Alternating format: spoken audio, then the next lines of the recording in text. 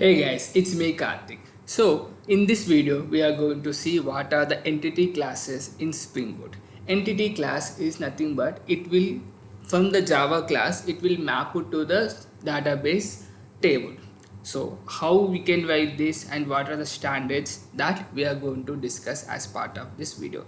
So, here, if you see here, I am connecting to the H2 database.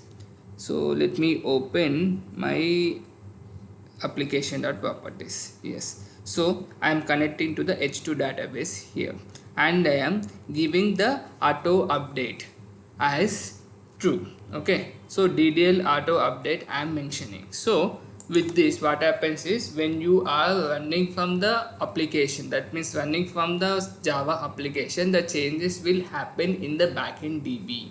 Okay, so with this, let's get started about the entity classes.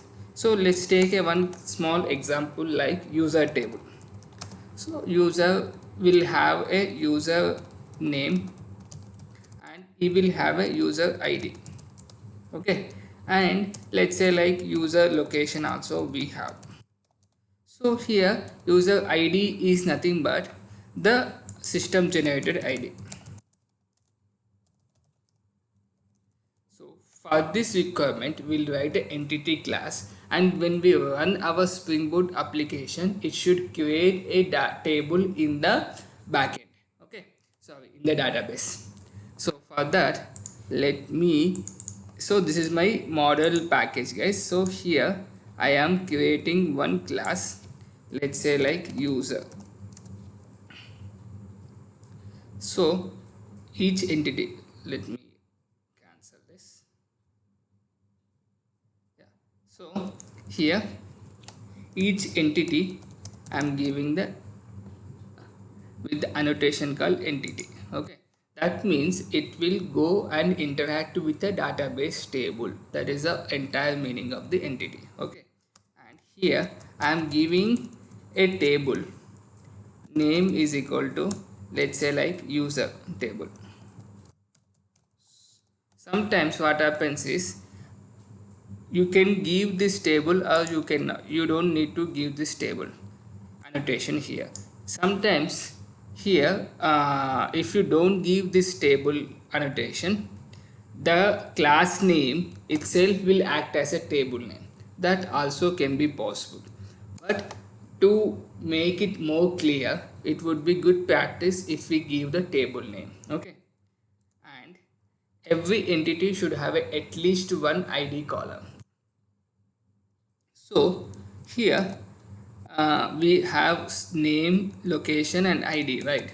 So for ID, what I'll do is, it is a system generated, right? So here generated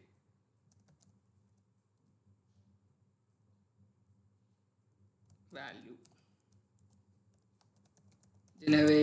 generated, just a minute guys. Yeah, so ID is a system generated, so I am giving generated value. And here strategy, that means how you wanted the value to be generated. So generated type dot auto,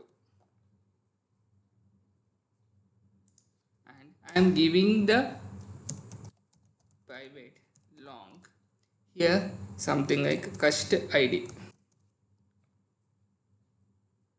So import the ID, import the generated value, import the generated type, generation type, and here semicolon, and let me give something like column name is equal to, let me give customer ID.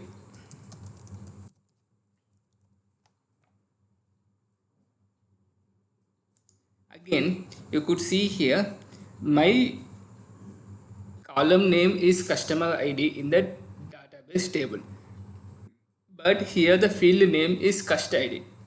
If we don't mention this column, it will create with a field name. That we'll try now. something like private string um, custom name. That means it will create with custom name field. Okay, and you can take private string location. Here let me try to add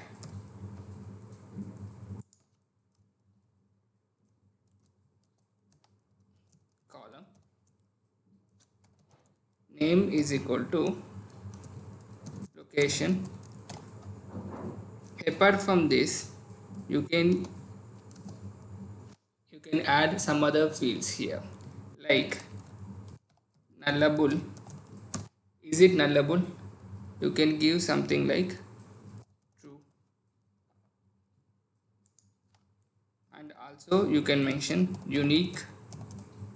Is it unique or not? So you can give something like true or false. If it is false, it can be false. So usually location can be duplicated, so I am giving false. Is it nullable? Location can always have some value, so I am giving true. So this sort of validations also you can have. Okay, and here we can have constructors to string and also setters and getters. Since I am using Lombok here, I'll simply use setter, getter. Let me try to import these: setter, getter, and all args constructor, no args constructor, divide data. And also you can have a toString as well.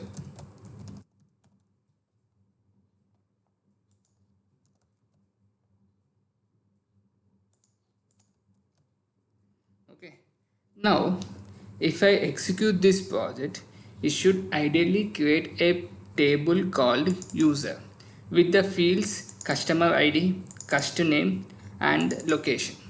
So let me try to execute this project. Run as Spring Boot app. Here you could see it started executing. Now you could see create table user customer ID begin not null, customer name, location, custom name, and location with the primary key got created. Let me try to copy this and show you in the notepad here, and let's go to our code.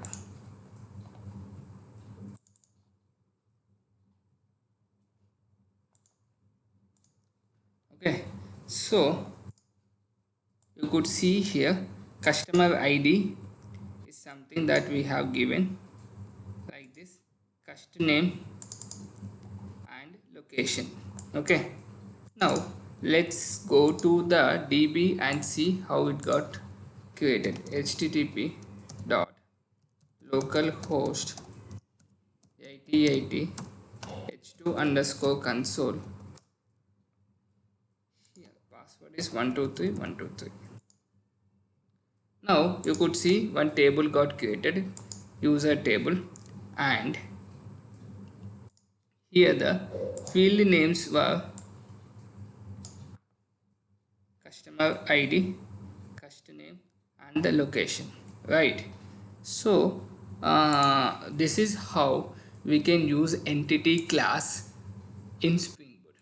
I hope this video is informative for you guys. If you have any doubt, do let me know in the comment section so that I can help you more on this. Thank you so much for watching. Thank you.